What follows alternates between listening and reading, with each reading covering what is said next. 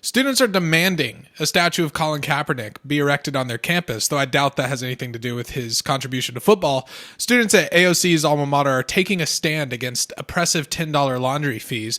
And in our top story of the week, another racist, quote-unquote, hate crime attempt is foiled, but mainly because it never existed in the first place. I'm Addison Smith, and this is the Campus Countdown.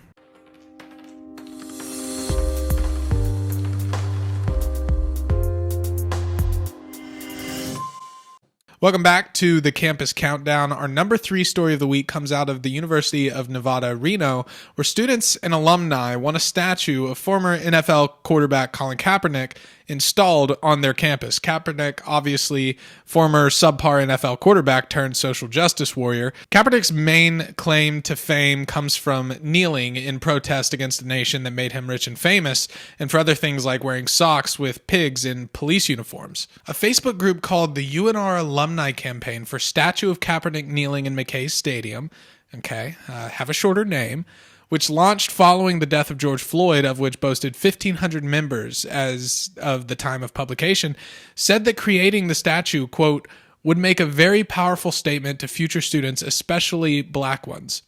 Quote, the university states that it supports inclusion and diversity. Let's see, does UNR want to be on the correct side of history or not?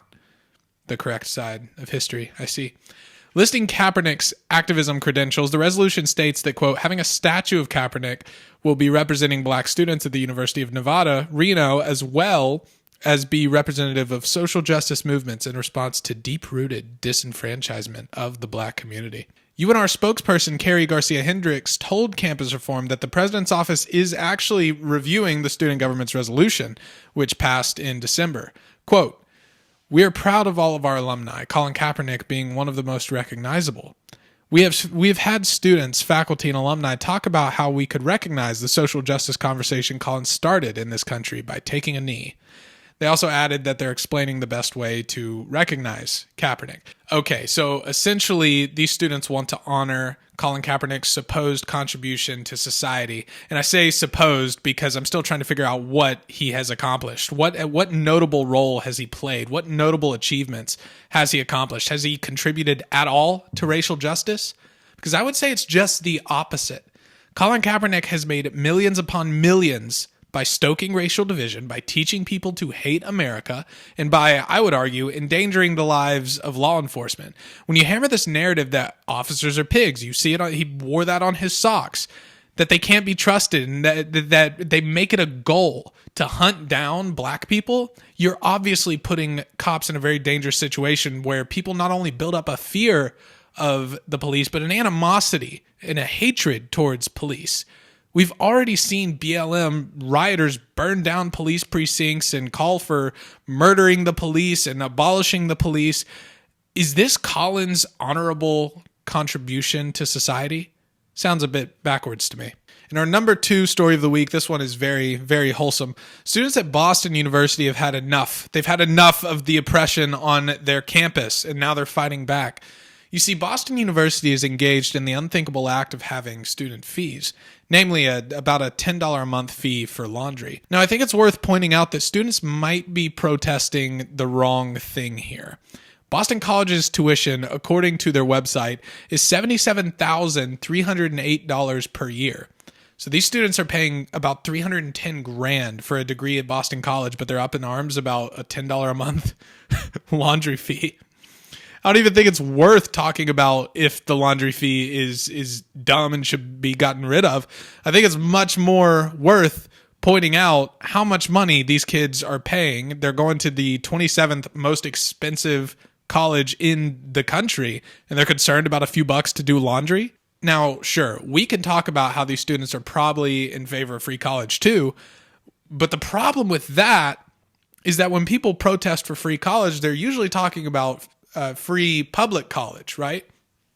Not private college. They're usually calling for the government to just take on the load and fund public colleges completely. But the problem is that Boston College is a private university. So these students are willingly going to a private school, willingly shelling out almost $80,000 a year to do so. And it would appear they might be allocating a little too much passion against the wrong price tag. It sounds to me like they, may have enough money to pay for 30 cents a day to do a load of laundry. Seeing that they go to one of the most expensive colleges in the nation, I don't know.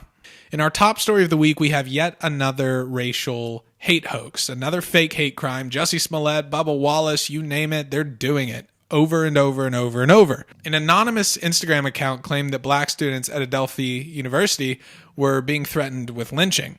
Now, from what I'm seeing, they provided absolutely no evidence, no screenshots, no recordings, no nothing, no names, no anything. But they went ahead and posted to Instagram anyways, saying, quote, "Alert, alert! Students are threatening to lynch black students in retaliation to this page. Students' addresses have been posted. Be safe." You can see them tagging NPR, CNN, Sean King in the caption. This is the kind of story that any sane, rational person could have looked at this post, and in like 5 seconds, they would have been like, yeah, no, that's not real. That's definitely fake.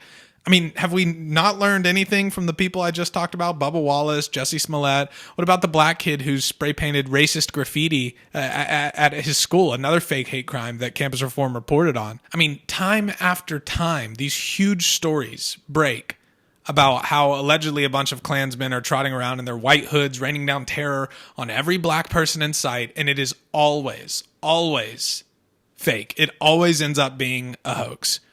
America is so thoroughly racist, in fact, that the left is thirsting for a drop, an ounce of racist hate crimes, and there's just not enough in supply. The left has become so consumed with ideology that they not only believe there's tens of millions literal Nazis and Klansmen running around, but they're so convinced of it that staging a hate crime it's not even absurd to them. It's totally reasonable. For them, even if it's a lie, it's a useful lie.